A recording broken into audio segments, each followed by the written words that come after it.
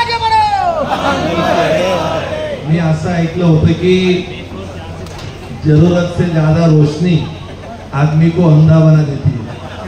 त्याच्यामुळे तुम्ही इतकंही माझ्यावर प्रेम करू नका की मलाही असं वाटेल की आता सगळं झालं. सगळ्यांनी माझं कौतुक केलं, तुमचं सगळ्यांचं आभार. पण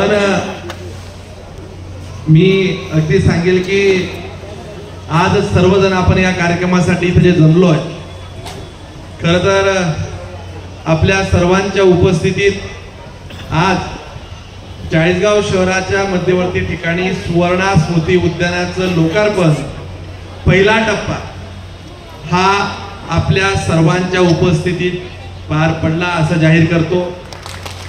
याच सोबत या चाळीसगाव शहराला नवीन पाणी पुरवठा योजना आजपासून पुढच्या 30 वर्षांसाठी म्हणजे 2056 पर्यंत ही पाणी पुरवठा योजना आणि 4 तिचे नवीन पाण्याचे स्टोरेज स्टेशन, 142 कोटी रुपयाची योजना, तिचं भूमिपूजन, या भूमिपूजनासोबत येणाऱ्या पुढच्या दिवाळीच्या 10 तारखेला तिचं आपण लोकार्पण करणार आहोत. ती तारीख आजच मी तुम्हाला सांगून चाललो आहे. तीही योजनेचं भूमिपूजन आपल्या सर्वांच्या उपस्थितीत झालं असं मी जाहीर करतो. आजच्या या दोनही कार्यक्रमांच्या उद्घाटनासाठी लोकार्पणासाठी मंचावर उपस्थित खरं तर त्या पवारताईंपासून तर इकडे कुमावत आमचे आहेत, म्हणजे सगळीच लोक आहेत. आता इतकी गर्दी आहे की नावं कोणाची घ्यावी. आणि आता इलेक्शनचा माहोल आहे आणि लोक असे आहे की मी काय केलं ते काहीच सांगत नाही, काय नाही केलं तेवढंच एखादी गोष्ट सांगतील आणि एखाद्या माणसाला म्हणतील तुझं सकाळपासून म्हणत होता मला जायचंय जायचंय, तुझं नाव सुद्धा घेतलं नाही. बघ, त्याच्यामुळे मी आता अदरवाईज मी नावं घेतोच, पण आता इलेक्शनचा माहोल असल्यामुळे इतकी डेंजर माणसं आहेत आणि यांचा कार्यक्रम कोणाचा लावायचा ही ठरवणारी माणसं खाली बसती आहेत. त्याच्यामुळे आता कोणाचं नाव घेऊन कोणाचं नाव सोडू. त्याच्यामुळे तुम्ही सगळे पितृतुल्य वडीलधारी सगळी माझी जीवा भावाची मंडळी इतक्याच ताकदीचे सगळे माझ्यासाठी या शहराच्या विकासासाठी उपस्थित असलेले आणि खास करून आमची भगिनी, तिने काल आपलं चाळीसगावचं नाव रोशन केलं. तिचं एकदा जोरदार टाळ्यावरून अभिनंदन केलं. उपस्थित सर्व माता बंधूंनी भगिनींनो, खरं तर आज या बगीच्यामध्ये येताना आणि एकंदरीत चित्र पाहिल्यानंतर सगळेच लोक सांगत होते की काम चांगलं झालं, खूप कामं चालू झाली आहेत वगैरे वगैरे. दोन्ही डॉक्टर सहकाऱ्यांनी, नितीन दादांनी, सगळ्यांनी जोही भेटला तो कौतुक सांगत होता. पण वस्तुस्थिती अशी आहे की ही बगीचा काही पूर्ण पडेल अशी आता मला वाटत नाही. मी सकाळीच तिथं आताच आम्ही संध्याकाळी तिथं जेव्हा पाहिलं तर डॉक्टर साहेब तुम्हाला सगळ्यांना सांगतो की तिथं आताच म्हणजे ते पोरं एकमेकावर पडत होते आणि हा बगीचा काही पूर्ण होणार नाही. मी तुम्हाला आजच सांगतो, मी दुसरा बगीच्याचं उद्घाटन आजपासून 4 दिवसात चालू करतो. ते नमो उद्यान नावाचं त्याचं डिझाईन सगळे तयार झाले, एस्टिमेट तयार झालंय. मी बापू तुमच्याच वार्डात ते चालू करतोय आम्ही ते उद्यान आणि साधारणतः 120-130 दिवसात मी ते उद्यान पूर्ण तुम्हाला करून धुळे रोडला ताई तुमचा आज वाढदिवस आहे. बहीण म्हणून या भावाचं देव्याने ताईला आजचं तुमच्या घराजवळ एक नवीन उद्यान द्यायचं. मी त्याची प्रशासकीय आणि मी असं आहे की जेव्हा झालेलं असतं तेव्हाच सांगतो, नाही तर माझा स्वभाव पण नाही काहीतरी सांगायचं. एक उद्यान तिथं करतो. नवीन 19 उद्यानं छोटी छोटी झाली आहेत, पण अजून यापेक्षाही मोठं आपल्यासाठी एक उद्यान मी नवीन डेव्हलप करून देतो की आपण नानांच्या नावाचं उद्यान वाघळीचं आपण गेली अनेक वर्षापासून पाहतोय. उत्तमराव नानांचं नावाचं ह्या उद्यानाचा 4 पट मोठं उद्यान की महाराष्ट्रामध्ये ती योजना चालू झाली आहे आणि आजकाल सगळं चॅट जीपीटीवर मिळतं, मी काही खोटं बोललं का तपासून पाहायचं. त्या योजनेखाली महाराष्ट्रात कोणी जेवढे पैसे आणले नसतील तेवढे पैसे त्या उद्यानाला मी आणतो आणि नवीन एवढं मोठं भव्य उद्यान करतो की तुम्ही म्हणाल की बाबा हे एकदम छोटं, अजून त्यापेक्षा मोठं उद्यान आपण करू.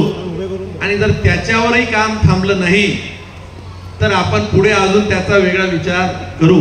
पण आज या गोष्टीचा एक आनंद आहे की सुवर्णाताई स्मृती उद्यान खरं तर हे देशमुख परिवाराच्या नावाचं असलेलं उद्यान, राजकारणात जरी मी विरोधक असलो परंतु राजकारणाच्या पलीकडे कधीतरी शहराचा सर्वांगीण विकास करत असताना सदा सर्व काळ डोक्यात राजकारण ठेवून काम होत नसतं. आज स्वर्गीय राजूदादांच्या आईच्या नावाचं आज हे उद्यान आज इथं लोकार्पण करत असताना खरं तर ज्या घटना घडल्यात त्या दुर्दैवी होत्या, त्या घडणंही अपेक्षित नव्हतं. पण मला असं वाटतं की ही लोक अगदी अनिल दादा असतील, त्यांच्या परिवारातले लोक, दादा राजूदादा असतील, यांच्याही मनाला एक शांती असेल की आमचा जरी मंगेश विरोधक होता परंतु विरोधकाच्या पलीकडे याने आमच्या खऱ्या अर्थाने परिवाराच्या स्मृती जोपासण्याचं काम मी राजकारणाच्या पलीकडे जाऊन करतोय. खरं तर राजकारण आणि भावना या दोन गोष्टी वेगळ्या असतात. पण जेव्हा केव्हा समाजकारण येईल त्या वेळेस सर्वात चांगल्या लोकांना सोबत घेऊन आपण काम करू, ही माझी कायमची भूमिका आहे. पक्ष, मी माझ्या पक्षाचं काम करेल, काही लोक वेगळ्या पक्षाचं काम करतील. मला आजही सुनील राजपूत साहेब कुठल्या पक्षाचं काम करता मला आजही खरंच माहिती नाही. कितीतरी मला डॉक्टर माझ्या विरोधात तुम्ही लढला, पण मी तुम्हाला खरं सांगतो की राजकारणाच्या पलीकडे आपण गावाला काही द्यायचं असेल तर कुठेतरी वेगळा विचार करावा लागतो. आणि मी ठरवलंय आणि मी तुम्हालाही सांगतो की फार तुम्ही एखादी गोष्ट मी केली का तुम्ही त्याच्यावर समाधान मानता. माझा एक मित्र मला भेटला, प्रशासनात अगदी सेक्रेटरी स्तरावर काम करतात आणि त्यांना मी सहज चर्चा केली की असं चाललंय. ते म्हटले की हे तुझ्या गावचे लोक समाधानी राहू शकतात पण तुझं पोटेन्शियल काय हे मला माहिती आहे, त्याच्यामुळे मी काही तुझ्या कामावर समाधानी झालेलो नाहीये. अशी सांगणारी लोक ज्यावेळेस मला भेटतात त्यावेळेस जास्त आनंद मला होतो. आणि मी तुम्हाला सांगतो की हा फक्त ट्रेलर आहे आणि याच्यातच तुम्ही इतके खुश आहे की एकदम चांगलं झालं, असं झालं, हे 10% काम नाहीये. आज हे उद्यान आपण पहिला टप्पा संपवलोय, बाजूचा टप्पा तर अगदी पूर्ण डार्क झालीये. आपण फक्त 6 इथले परवानगी घेऊन झाडं तोडून हे उद्यान डेव्हलप केलं. खरं तर हे सगळं करत असताना आवर्जून म्हणजे एखादी गोष्ट घडत असताना तिच्या मागे खूप काही लोकांचे परिश्रम असतात, आवर्जून उल्लेख केला पाहिजे ना. माझे प्रशासनाचे पीडब्ल्यूडी आणि नगरपालिकेचे सीओ, खरं तर मी जोशी साहेब असतील, पीडब्ल्यूडीचे आमचे डेप्युटी इंजिनियर असतील आणि अतुल नावाचा अगदी कॉन्ट्रॅक्टर जर अलीकडच्या काळात म्हटलं तर राजकीय लोकांसाठी त्याच्या खिशातनं पैसे काढायचं साधन म्हणजे कॉन्ट्रॅक्टर. पण जर कॉन्ट्रॅक्टरला जबाबदारी दिली म्हणजे मी तुम्हाला सांगतो की हे जे आपल्याकडे अतुल अडावलकर म्हणून माझा तो अगदी आता मित्रही झाला, परिवारातलाच घटक झाला. शांतता राहू द्या, काही नाही. आपल्याकडे बी प्लॅन कायम तयार असतो, आपली लाईन बंद पडायला नको म्हणून मी ती व्यवस्था ठेवतो. त्याने देखील अगदी दिवाळी सारख्या सणात पूर्ण वेळ इथं सकाळी इथं बाजूचे दुकानदार आले असतील, पटेलजी आले असतील तर मला माहिती नाही, पटेल मशिनरीवाले किंवा इथल्या लोकांना, मयूरवाल्यांना विचारा. सकाळी 4-4, 3-3 वाजेपर्यंत दिवाळी सारख्या सणात आम्ही काम केलं. मी त्यांना सांगितलं की मला लवकर लोकार्पण करायचंय आणि म्हणून आज एवढी भव्य असं मोठं आज हे सगळं चित्र आपण पाहू शकतो. एकदा जोरदार त्या प्रशासन आणि त्या ज्या लोकांनी यात मेहनत घेतली त्यांच्यासाठी टाळ्या. दुसरं आपण आज उद्घाटन केलं की या चाळीसगाव शहरासाठी नवीन पाणी पुरवठा योजना आपण आज चालू केली. खरं तर मी तुम्हाला सांगतो की हे ज्या दिवशी आम्ही गार्डन उद्घाटन केलं याची मुदत 18 महिने होती आणि हे वर्षभराच्या आत आम्ही ते संपवलं. त्या दिवसाचं माझं भाषण कदाचित युट्यूबला असेल, तुम्ही तपासा मी काय सांगितलं होतं. मला काही 1-2 लोक बोलले दादा मी तुमच्या विरोधात काम केलं, खरंच सांगतो मी तुमच्या अगदी लांबून बघायचो आणि आता माझ्या लक्षात आलं की तुमच्या कामाची पद्धत मी मागच्या कार्यकाळात काय केलं ते जाऊ द्या, पण तुमच्या कामाला मी खरंच प्रभावित होऊन तुमच्या सोबत काम करावं असं ज्यावेळेस काही लोक सांगतात, ज्या काही माणसं बोलतात, आम्हालाही वाटतं की सामाजिक जीवनात राजकीय जीवनात एखाद्या लोकांनी वस्तुस्थितीने जर सांगितलं आम्हालाही बरं वाटतं. आम्ही पाणी पुरवठा योजना आता चालू केली आहे आणि मी तुम्हाला सांगतो आताच्या पाणी पुरवठा योजनेचं मला राजकीय टीका टिप्पणी करायची नाहीये. इथं दीपकदादा देशमुख इथं नगरपालिकेचे काही लोक इथं बसली आहेत, म्हणजे आपला 240-250 हॉर्स पॉवरचा एकच पंप चालवत होतो. त्याचं कारण असं की दोघं पंप जर चालू केली तर पाईपलाईन इतकी वीक झाली होती, 10 वर्षात तिच्यातनं बऱ्याच ठिकाणी म्हणजे तिची बिलही आहेत, लाखो रुपये खर्च करून देखील तिचे प्रॉब्लेम सॉल्व्ह होत नव्हते. मी विशेष बाब म्हणून कसं केलं, सगळं मंजूर करून आणलं आणि मी तुम्हाला सांगतो रोज आता चाळीसगावला पाणी पुरवठा योजना ही वर्षभरात पूर्ण झाल्यावर चाळीसगावकरांना रोज स्वच्छ पाणी मिळेल याची मी आज तुम्हाला सगळ्यांना ग्वाही देतो. खरं तर राजकारणात आपण बऱ्याचदा पाहतो की विरोधकांवर काहीतरी बोलायचं, पण मी तुम्हाला सांगतो की मी ठरवलंय त्यांच्यापेक्षा मोठं काम करून आपण आपली राजकीय उंची वाढवली पाहिजे. टीका टिप्पणी करून कोणीही ते लक्षात ठेवत नाही आणि लोक हे कर्तृत्वाला लक्षात ठेवतात, लोक हे कामाला लक्षात ठेवतात. काहीतरी आरोप प्रत्यारोप केलेले कधीही तात्पुरते लोकांना फक्त तेवढ्यापुरतं तेवढं बरं वाटतं. त्याच्यामुळे कामाच्या माध्यमातून लोकांची मनं जिंकायची हे मी ठरवलंय. ती पाणी पुरवठा योजना निश्चित आम्ही ठरवलंय. खरं तर श्रेयशीता आलेलाच असेल, मी तुझं लग्नाला येणार नाही, मी तुला आताच सांगतो तुला पहिले पाणी पुरवठा योजना पूर्ण करावं लागेल, तेव्हाच तुझं लग्नाची तारीख तुला ठरवावी लागेल. आणि वर्षभराच्या या चाळीसगाव शहराची पाणी पुरवठा योजना आम्ही संपू. खरं तर चाळीसगावकर हो, राजकारण आले की लोक पुढारी तुम्ही अनेकदा पाहतात एक कुठला तरी मुद्दा, भावनिक मुद्दा घ्यायचा, कधी शेतकऱ्यांचा अजेंडा, कधी कुठला तरी अजेंडा. पण माझं एक मत असं आहे की कधीतरी या गावाचाही आपण विचार केला पाहिजे. ही वस्तुस्थिती आहे की या गावामध्ये अगदी जर सांगितलं तर साधं तलाठी कार्यालय नव्हतं. इंग्रज काळापासून आपण बघायचो, इंग्रज काळाची सगळी कार्यालय होती, पोलीस स्टेशन नव्हती, तहसीलची नव्हती. पण आज तुम्हाला सांगतो या चाळीसगावकरांना या 2 ते 3 वर्षानंतर जळगावला कुठल्याही कामासाठी जावं लागणार नाही. जिल्ह्याची सर्व व्यवस्था आता मी या चाळीसगावला उभ्या करतोय. संगीतराव पाटील साहेबांनी आम्ही सगळ्यांनी लक्ष घालतोय. 250 कोटीची न्यायालयाची इमारतीचे प्रस्ताव तयार केलेत. डॉक्टर साहेब तुम्ही म्हटले की आम्ही सगळ्या प्रकारची जिल्हा सत्र न्यायालयाची न्यायालय इथं आम्ही करतोय. राजवांना तुमच्याही जमिनीच्या भानगडी चालतात, तुम्हाला जळगावला जायची गरजच नाही. प्रभाकर चौधरी इथं आला नाहीये. मी मागच्या वेळेस त्यांना सांगितलं की असं चाललंय. त्यांनी एका कार्यक्रम म्हणजे कोण कसा अर्थ काढतो त्याचं एक उदाहरण सांगतो, म्हणजे कोणाला कशात विकास दिसतो. एक गुन्हेगार होता, ते म्हटले की 1 नंबर काम झालं म्हणे दादा जर ते झालं तर. म्हटलं हो, माझ्या इतक्या भानगडीच्या केसेस चालू आहेत, दरवेळेस जळगावला जावं लागतं, आता इथंच होईल का. आणि मी 6 महिन्यात एकदा जेलमध्ये जातो, तिथं डब्यांचा लई प्रॉब्लेम. मी म्हटलं आता इथंच व्यवस्था करू जामिनाची.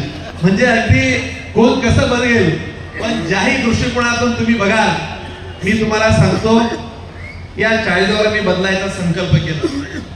मला माझ्या विरोधकांना कायम सांगणं असेल, तुम्ही मला आव्हान द्या, जबाबदारी द्या आणि सांगून पहा. मागच्या वेळेस कोणी नेत्याने मला सांगितलं दिवाळीच्या लोकांमध्ये जर खात्यामध्ये पैसे जमा झाले आणि जर तो 9 तारखेचा GR जर चाळीसगावला लागू पडला तर मी घरी येऊन सत्कार करेल. मी सत्कार करेल लोकप्रतिनिधींचा. पैसे जमा झाले, ते GRच्या सगळ्या सुविधा लागू झाल्या, पण मला काही कोणाच्या सत्काराची गरज नाहीये. या चाळीसगावकरातल्या एकूण एक माणसाला माहितीये मंगेशला जे सांगतो ते निश्चित होतं. त्याच्यामुळे अगदी राजकारणाच्या पलीकडे सांगतो, आज 50,000 लोकांच्या खात्यात पैसे जमा झाले. महाराष्ट्रात 98-97% शेतकऱ्यांना पैसे कुठे मिळाले असतील तर चाळीसगाव तालुक्यात आपण शेतकऱ्यांना पैसे जमा केले, शेतकरी म्हणून शेतकऱ्यांना भावनिक साथ करून कधीही राजकारण होत नसतं, शेतकऱ्यांच्या साठी जावे त्याच्या वंशा, हे जेव्हा आपण ती भूमिका पार पाडतो. खरं तर मी लहानपणी, आता मला त्या पांडुरंगाची कृपा आहे की तुमच्या सगळ्यांचे आशीर्वाद आहे की आज परमेश्वराने मला खूप वेगळ्या ठिकाणी नेऊन ठेवलंय आज.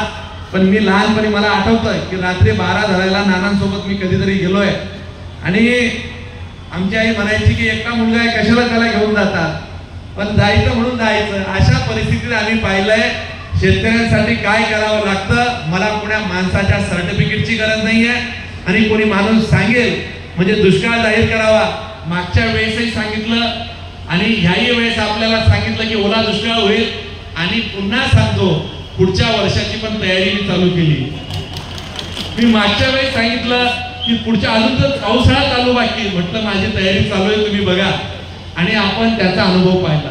मी तुम्हाला सांगतो या चाळीसगाव शहराला मी राजकारणाच्या याच्यात तुम्हाला सांगत नाही, पण तुम्ही कोणी स्वप्नातही विचार केला नसेल या चाळीसगाव शहराला वर्ष 6 महिन्यात बदलणार नाही, पण 10 वर्षामध्ये हे चाळीसगाव शहर अशा पद्धतीने बदलेल. महाराष्ट्रात कुठल्याही कोपऱ्यात जा, कुठल्याही गावाला जा, आजही तुम्हाला लोक तुम्ही आजूबाजूला विचारा चाळीसगाव सुधारतंय बदलतंय सांगताय लोक.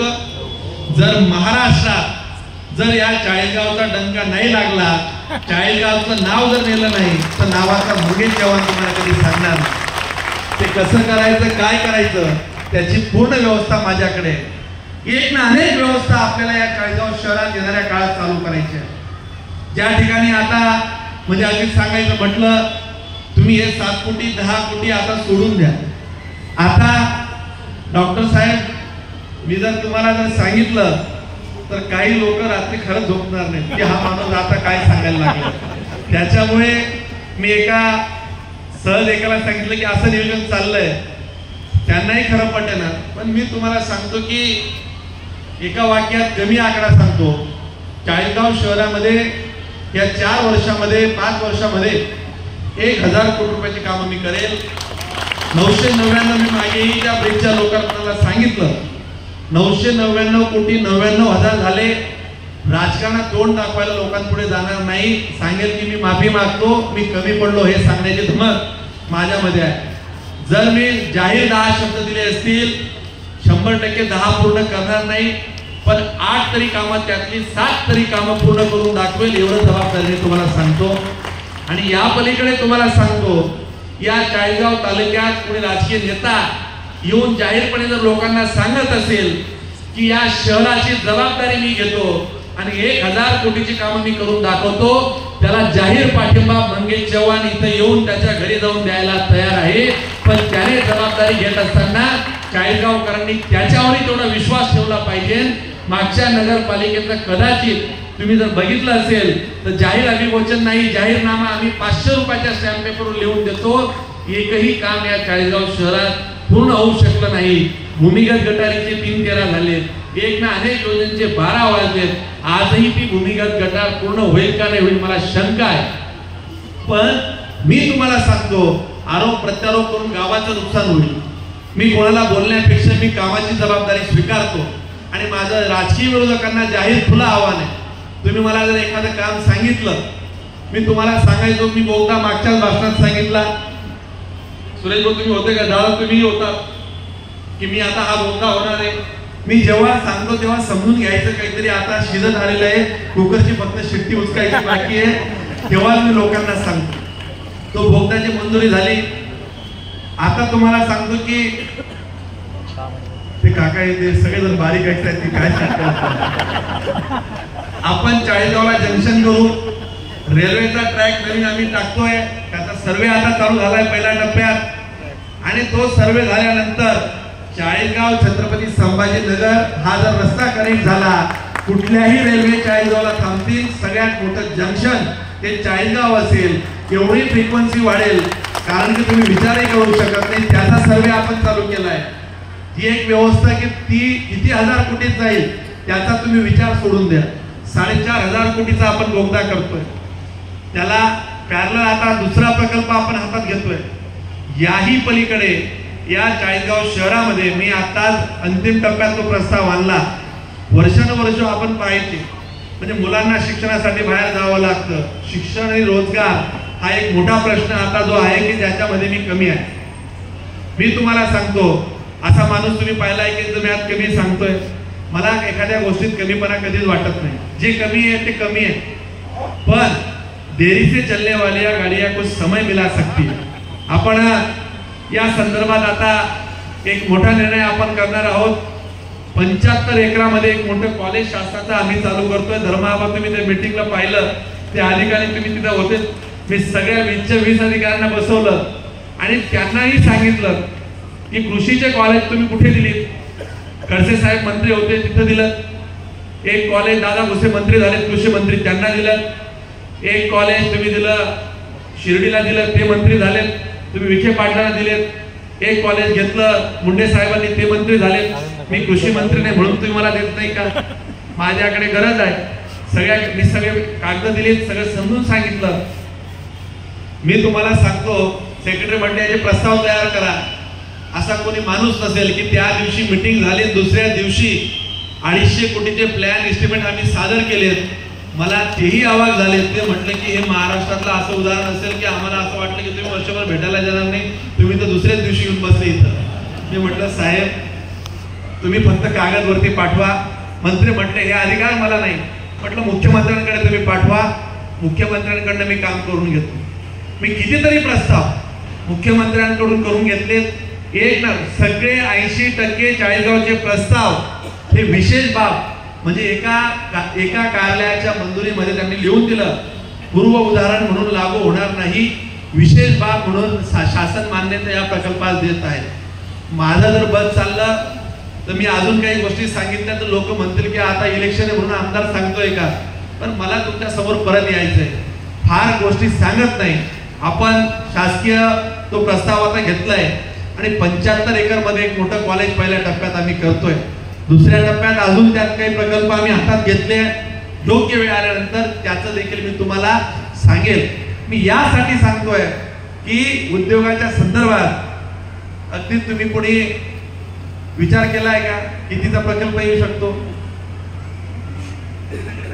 उद्योगातला कोणी माणूस असेल तर मी ऐकतो तरी 100 कोटी 200 कोटी कोणाचा काही आकडा. मला कामं सांगणारी माणसं आवडतात आणि मोठी अपेक्षा ठेवणारी माणसं खरंच आवडतात. भूषण दादा तिकडे हसतायत काहीतरी. 1000 कोटी त्या प्रकल्पाचं मी एक ह्या इलेक्शनच्या गडबडी असल्यामुळे पण तरी माझं चाललंय. मी दुबईला त्याच्या संदर्भात तिथल्या सगळ्यांची महाराष्ट्रात एकमेव मी असं माझं कौतुक म्हणून सांगत नाही की स्वतःच्याच हुशारकी मारणं तुम्ही त्याला म्हणाल. महाराष्ट्रातला असा एकमेव आमदार असेल की जो उद्योजकांना स्वतः जाऊन भेटतोय, तो स्वतः तिथं प्रेझेंटेशन तयार करतोय. मी त्या प्रकल्पाची जर किंमत तुम्हाला सांगितली तर कितीवर किती शून्य होतील याचंही तुम्हाला जर गणित जर काढायचं असेल तर कोणालाच त्याचं गणित कळणार नाही. या महाराष्ट्रातला एक असा प्रकल्प, मी एक प्रकल्प मागे फॉलोअप घेतला. देवेंद्र भाऊ म्हटले की ते वारी म्हणून प्रकल्प. मी मागच्या वेळेस कोणाला तरी बोललो होतो की वारी मी आणतोय. मी देवेंद्र भाऊंना सांगितलं की भाऊ वारी प्रकल्प, गिरीश भाऊ म्हटले की एकदा नामदेव नाही तर मग आपण इकडे करू. आणि नंतर त्यांनी ठरवलं की तो नागपूरला न्यायचा, तिथली फिजिबिलिटी येत होती. आणि शेवटी नेत्याने ठरवल्यानंतर नेत्याची इच्छा हाच आज्ञा समजायची, तो प्रकल्प थांबला. पण मी आता कोणालाच सांगायचं नाही ठरवलंय.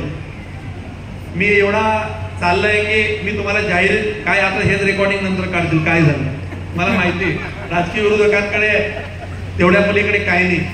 पण एका स्टेजला एवढा मोठा प्रकल्प आणतोय की या चाळीसगाव शहरातले एवढ्या गरजा पूर्ण होतील की पुढची 20 वर्ष या चाळीसगाव शहरातली बरीचशी पोरं इंजिनियर एवढ्या मोठ्या रोजगाराच्या संधी इथं उपलब्ध होतील की मुंबई पुण्याचे लोक चाळीसगावला येतील आणि तुम्हाला त्या व्यवस्था उभ्या कराव्या लागतात. बरीच लोक बऱ्याच मागणी करतात की जिल्हा निर्मिती झाली पाहिजे. जिल्हा निर्मिती अशी होणार नव्हती. त्या सर्व व्यवस्था आपण उभ्या केल्या आणि मी आज तुम्हाला सांगतो 2028-29 ला शासन जिल्हा निर्मितीचं धोरण स्वीकारेल त्यावेळेस हा चाळीसगाव जिल्हा करता येईल याची व्यवस्था आज मी पूर्ण उभी करतोय. यासाठी हा रात्रंदिवस त्यासाठी हा माझा प्रयत्न चाललाय.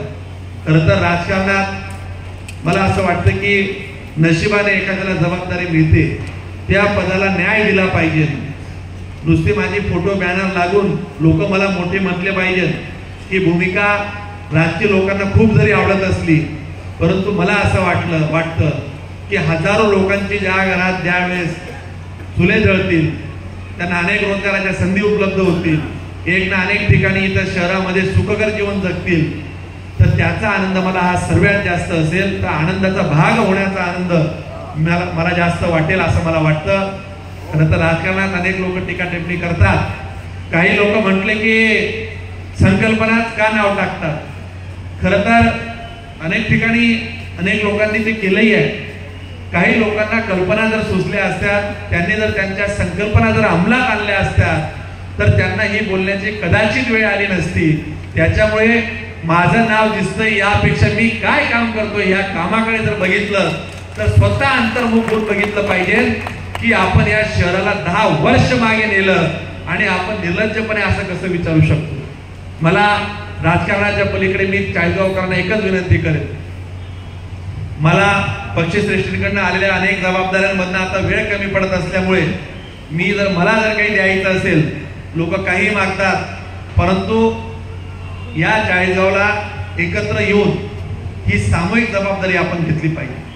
शेवटी मी एकटा काही करू शकत नाही, मला मर्यादा येतील, परंतु जर तुम्ही चाळीसगावकर म्हणून आपण सगळ्यांनी जबाबदारी घेतली की मंगेश दादा आम्ही तुझ्या खांद्याला खांदा लावून सोबत आहोत, या चाळीसगावच्या विकासासाठी मी जेवढा वेळ बाहेर देईल, मंत्रालयातल्या प्रशासकीय बैठकी, दिल्लीला मला जायचं होतं, मी महिन्याभरापासून मला तिथं वेळ मिळत नव्हती. मी रोहन असेल कपिलदादा, आम्ही 4-5दा बोललो की उद्या जाऊ परवा जाऊ. मी फक्त दिल्लीला एक आठवडा लेट गेलो म्हणून 100 कोटीचं नुकसान झालं. फक्त मला 30 करोड रुपये फक्त ऋषी पांताला पहिल्या टप्प्यात मिळाले. जर कदाचित मी महिनाभरापूर्वी 2 वेळेस दिल्लीला गेलो असतो तर मला 100 कोटी रुपये जास्त मिळाले असते. मला दुबईला या 8 दिवसापासून आम्ही ठरवतोय जायचंय. मी जेवढं लेट माझ्या या शासकीय कामांना जेवढा माझा वेळ कमी पुरेल तेवढं चाळीसगावकरांचं नुकसान आहे. मला तुमच्याकडून काही नको आहे, तुमचे आशीर्वाद सदिच्छे आता आहेत, पण या चाळीसगावची जबाबदारी ही तुम्ही सगळ्यांनी घेतली पाहिजे की आम्ही दादा तुम्ही चिंताच करू नका, तुला काय जायचं सगळे प्रकल्प तू लक्ष घाल. मला फक्त 1-2 वर्ष जर मी चांगला वेळ दिला तर या चाळीसगावचं चित्र तुम्हाला खोटं सांगत नाही. शेतकऱ्यांच्या संदर्भातले तुम्हाला सांगतो, सगळे कॅनल मी आरसीसी करतोय. लोक बारामतीची उदाहरणं देतात. आता हे समोरचं बस स्टँड तुम्हाला सांगतो, याचे फोटो आता शेवटचे राहिले. महिनाभरात आम्ही टेंडर करतोय आणि हे बस स्टँड एअरपोर्टला लाजवेल. माझं वाक्य तुम्ही लक्षात ठेवा की वर्षात हे काम करणार आहे. नवीन बस स्टँड एअरपोर्ट पेक्षा चांगल्या पद्धतीचं, तिथं छान बंद आवाजात बसायला जागा, तिथं सगळी व्यवस्था, तिथं सिक्युरिटी, तिथले कॅमेरे, तिथले एअरपोर्ट, अशा पद्धतीचं बस स्टँड आम्ही इथं करायचं ठरवलंय. आणि त्या बस स्टँड मध्ये नितीनदादा तुम्ही म्हटलेत की दत्ताचं मंदिर, मी तुम्हाला सांगतो की अध्यात्म हा माझा एक जीवनाचा अविभाज्य भाग आहे. ते ड्रॉइंग करताना तुम्ही एकच मंदिर सांगताय, मी 2 मंदिरांचं ड्रॉइंग तयार केलं. दत्त मंदिर माझा एक शिंदे नावाचा सहकारी तो आलाय का नाही मला माहिती नाही, ते कायम तिथं पूजा करतात, दिनेश शिंदे. मी त्याला सांगितलं की हा शेवटचा पावसाळा आहे, दत्त बाबाला मी आता या पुढे त्रास होणार नाही, मी ते मंदिर तर करतोच, परंतु पुढे हनुमानाचं मंदिर आहे त्याचंही आम्ही डिझाईन त्याच्यात घेतलं, त्याचे ड्रॉइंग तयार केले. टेंडर झालं की आम्ही तेही काम, ऍक्च्युअली सरकार मंदिरांना पैसे देत नाही, पण ते माझ्याकडे तुम्ही सोडून द्या, ते पैसे कसे टाकायचे, काय नावाने टाकायचं, आपण दोन्ही मंदिर करू. बस स्टँड आपल्याला बदलवायचंय. अगदी 1-2 गोष्टी तुम्हाला सांगितल्या, तर मी मागेही सांगितलं की आम्हाला चॉपर व्यवस्था पुढच्या 4-5 वर्षात चालू करायचं आम्ही नियोजन करतोय. डॉक्टर साहेब, पाटणा देवीला मी कनेक्ट करतोय, म्हणजे मधल्या काळात पाटणा देवी, गणित नगरी, शून्याचा शोध, आपण अनेक राजकारण झाले. मी 20 करोड रुपये तिथे दिले, मुंदखेड्यावाले असतायत, हे कधीतरी बदलू आपण. मी त्याचा आता वर्क ऑर्डर माझे आता गेलं, टेंडर झालं, सगळं झालं. मी पाटणा देवीला पहिल्या टप्प्यात 20 कोटी, आणि फॉरेस्टचे आमचे सागरदादा आला असेल, आम्ही फॉरेस्टमध्ये अजून एक मोठा प्रस्ताव दिलाय. त्याचा प्रस्ताव म्हणजे तिथं आता मध्ये पूर्ण असं टुरिझम करतोय की चाळीसगावला अनेक ठिकाणून लोक येतील. जर विदेशी पर्यटक जर आले तर ते कदाचित वेरूळ, अजिंठा, छत्रपती संभाजीनगर, आता चॉपर खूप सेवा खूप अलीकडे स्वस्त होत चालल्या आहे आणि 30-40-50 हजार रुपयात एका सीटाचं त्याचं तिकीट असतं. त्या लोकांसाठी काही फार नसतं. अशी व्यवस्था आम्ही करायचं असं सगळं चाललंय. मी तुम्हाला सांगतो की माझं तुम्ही फक्त एकच वाक्य लक्षात ठेवा, म्हणजे 10 वर्षात हे गाव कुठे असेल याची तुम्ही कोणी कल्पनाही केली नसेल की बाबा हा माणूस आम्हाला सांगायचा 10 वर्षात. फक्त या प्रवाहामध्ये काहींना एकच आनंद असेल की मंगेश दादा सोबत आम्ही पहिल्या दिवसापासून होतो. काही म्हणतील की आम्ही 5 वर्षांनी आलो, काही म्हटले 6 वर्षांनी, काही म्हटले की 9 वर्ष आम्ही लांब राहिलो, शेवटच्या वर्षी आलो.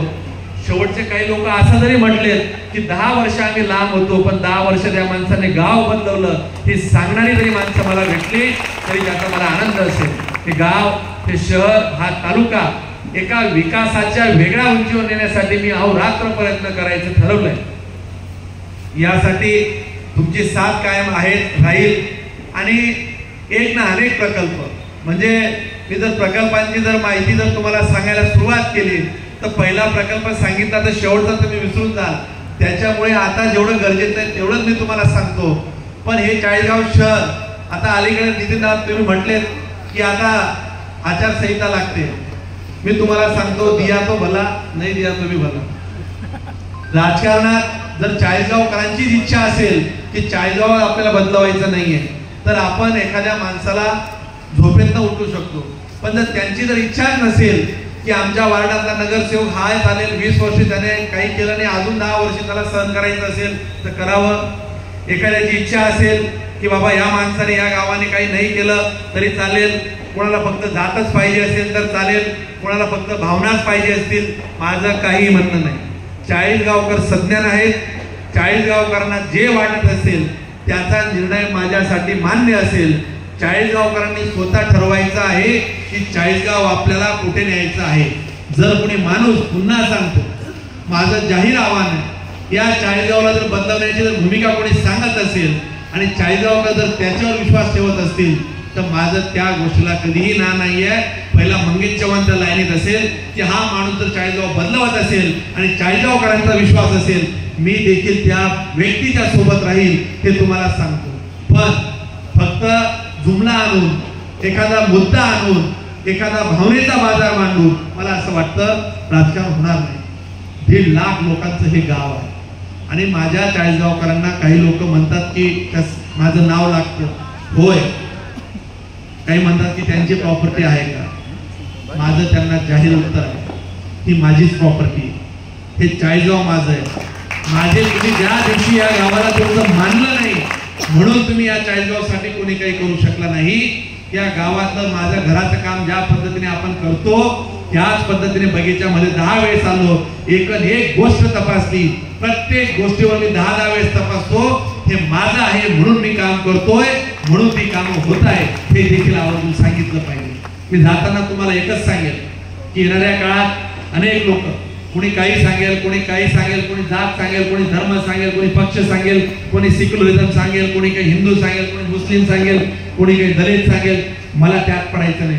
इथे येताना विकास कामं ज्यावेळेस होतात, शहरात रस्ते येतील, विकास येतील, नदी पलीकडचे, तिथून नदीवरचे तुम्ही ब्रिजेस पहा. आज काय परिस्थिती होती, पहिले काय होती, आज काय. या 30 वर्षामध्ये या गावाला मागे जाण्यामध्ये आपण कधीतरी हातभार लावलाय.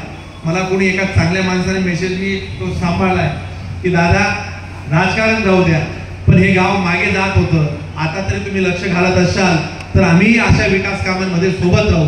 माझ्या तमाम चाळीसगावकरांना माझं सांगणं आहे, विकासाच्या प्रवाहात आपल्याला एकत्र येऊन या चाळीसगावला एका उंचीवर न्यायचं आहे. यासाठी चाळीसगावकरांची साथ मला आपण द्याल हा आशावाद व्यक्त करत असताना जर आपण एका वेगळ्या मोडला इलेक्शन देऊन, काही आपल्याकडे पोपटराव पंछी लोक आहेत, आता ते काय मुद्दे आणतील, त्यांच्याकडे काही मुद्दे नाही, ते काय मुद्दे सांगतील, काहीतरी भडकवतील, काहीतरी वेगळाच मुद्दा नेतील. माझा साधा सवाल आहे, चाळीसगावकरांसमोर एकदा येऊन अंतर्मुख होऊन आपण काय केलं हे एकदा चाळीसगावकरांना सांगावं.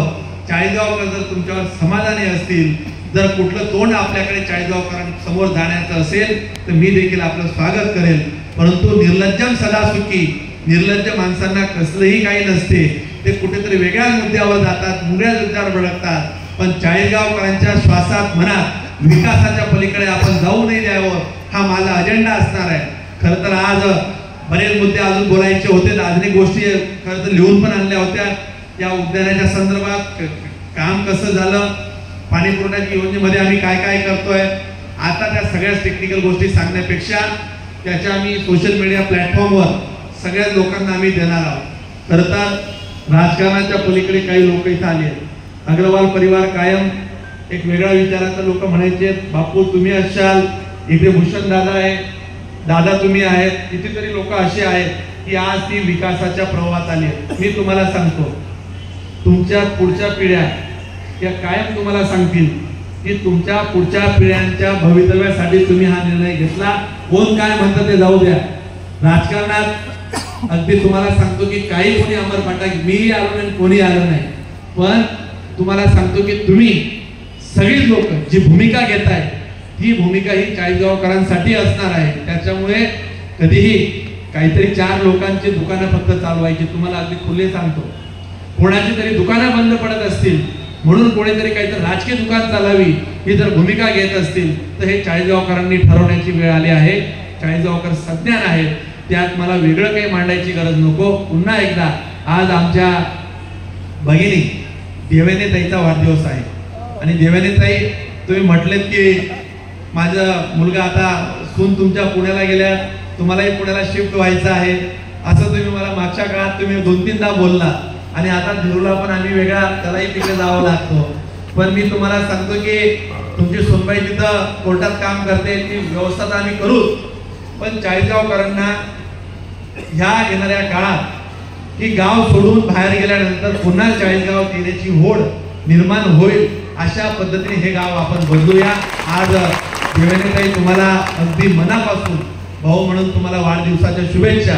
आज या लोकार्पणाच्या कार्यक्रमाच्या निमित्तानं खरं तर मला असं वाटतं की हे गाव माझं म्हणत असताना ज्यावेळेस ती मुलं त्यावेळेस तिथं खेळत होती, हा आनंद जो एक आहे त्या लहान मुलांच्या चेहऱ्यावरचा आनंद अगदी कुठल्याही राजकीय नेतृत्वाने त्याचा परिवार ही व्याख्या ही गावात समजली पाहिजे. आणि मी ही माझी घरातली पोरं आहे म्हणजे माझ्या मुलाच्या चेहऱ्यावरचा आनंद मी त्या मुलांच्या चेहऱ्यावर ज्यावेळेस बघत होतो तर मला अत्यानंद या गोष्टीचा होत होता की त्या आनंद आणण्यासाठी मला काही करता आलं या गोष्टीचा मला एक अत्यानंद आहे. खरं तर एक ना अनेक आपण तिकडे अजून काही स्पोर्टची कामं ऍक्टिव्हिटीज तिथं करता येतील आपण करतोय आणि येणाऱ्या काळात एवढ्या मोठ्या प्रमाणात आपण कामं हातात घेतली आहेत की आमच्या त्या 6 फूट मामाच्या उंचीपेक्षा चाळीसगावची विकासाची उंची आम्ही जास्त करायची ठरवली आणि आज मान्यवर तुम्ही सगळेजण आलात.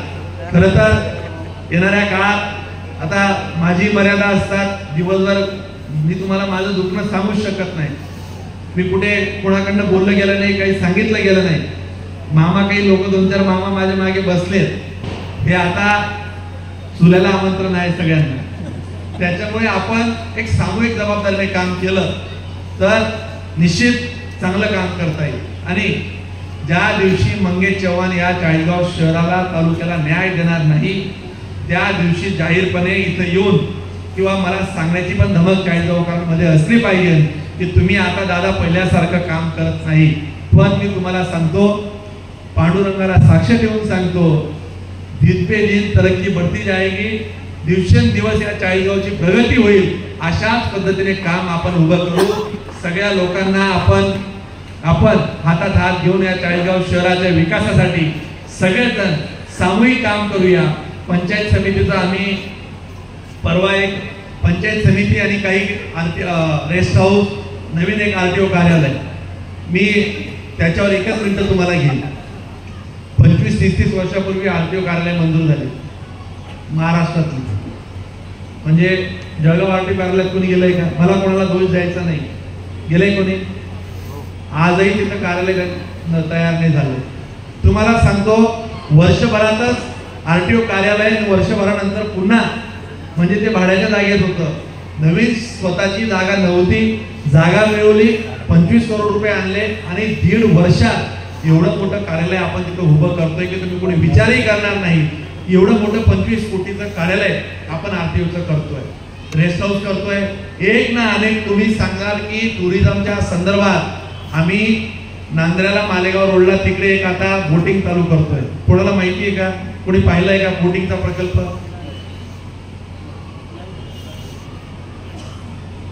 ताई तुम्हाला एकदा मला घेऊन जायचंय सगळ्यांना.